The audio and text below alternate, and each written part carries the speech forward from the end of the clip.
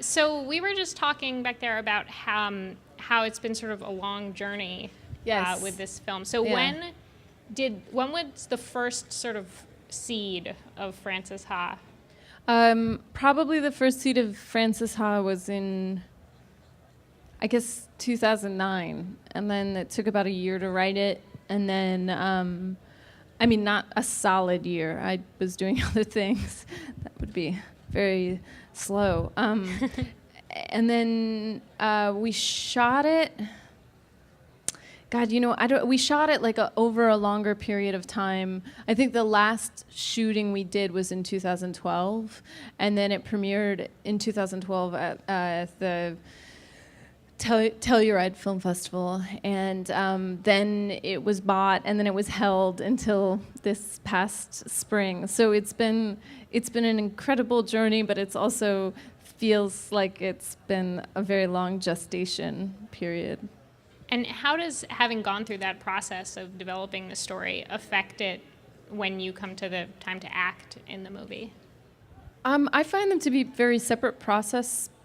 It's not, I mean, because the script writing process and the acting process were very distinct, and there's no improvisation, and we didn't change the script once we were on set. So really the script was the script, and then it existed as a document, and then we started casting all the roles. And I felt like I was first approaching it from the position of auditioning other actors, which was really fun and really terrifying. So I was trying to find Frances while they were trying to find their characters they were auditioning for.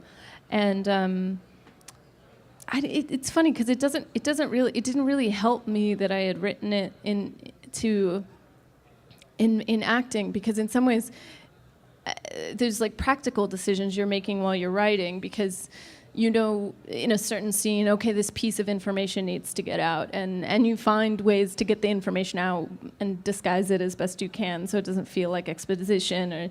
But there's like an element of writing that's very nuts and bolts. But then when you're an actor, you can never say anything because you're saying it because we need to know it for the next scene. It has to be motivated by another reason. So in some ways, it's like another turn of the creative wheel. And maybe great writers, it's all combined, and there's always a reason. But I think for me, sometimes you just need to get information out.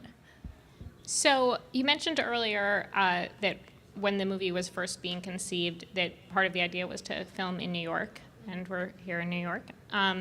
So how does the city figure as a character in the movie? I love New York so much, it's hard for me to even talk about it in an analytical way. I love it, and I've been very lucky, but I certainly spent a couple of lean years here, and there's something terrifying about that, because if you're not from here and you don't have anything to fall back on, it really is like, if 3 things go wrong this week, I have to go home, which is a terrible feeling. But it's also, when it goes right, it's so tremendously exciting and thrilling, and you feel like you're part of a tradition of going to this city to seek your fortune. And with the black and white, is that at all a reference to Manhattan, the movie? It was the decision to shoot in black and white was very intuitive, and I mean, we did a lot of camera tests and really tried to get that sort of silvery, soft black and white that's in the movie. But it was as much about I think some of the French New Wave films as it was about Woody Allen.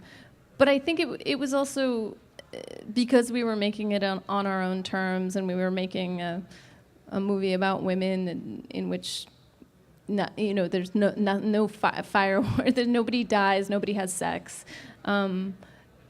Because we were doing something like that, we also felt like, let's make it exactly how we want to make it. We want to make it in black and white, and we can do it. We're making it exactly how we want, and it seemed like it was a tribute to our love of a certain kind of cinema.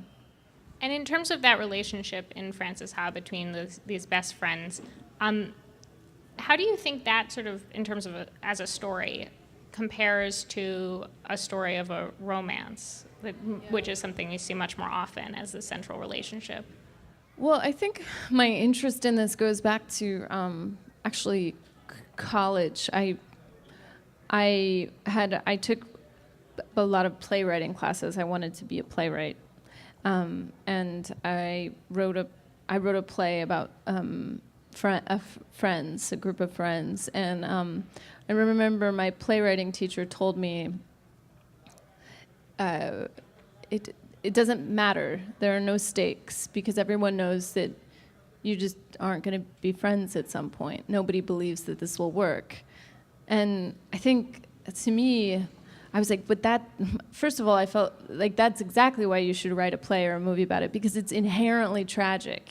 You will not marry your best friend.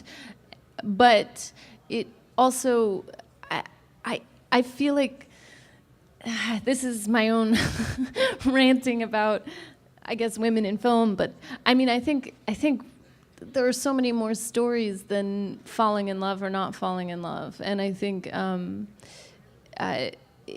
it's almost, I feel like it's our responsibility to find narratives that don't include that, and that are real stories, because I think that stories do exist outside of their specifics, and there are forms to stories that we want, and I really believe in good nuts and bolts storytelling, but I think that there are more than just love stories for women. So, I mean, in even this movie, it is a love story in some way, even though it's a friendship love story.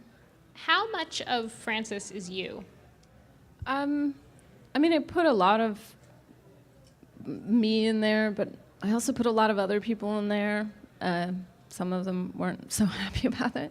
I don't know. I mean, it's kind of hard to tease it out. I would say, when Noah and I have talked about it, I see it as almost like the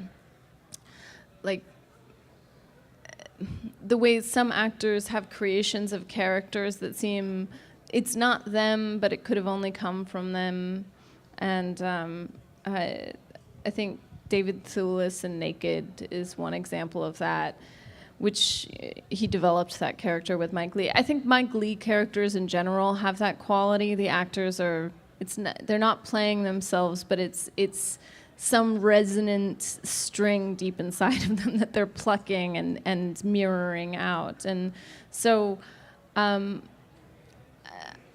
I mean, I've had a very different life from Frances, and I'm a very different kind of a person. But I don't think. I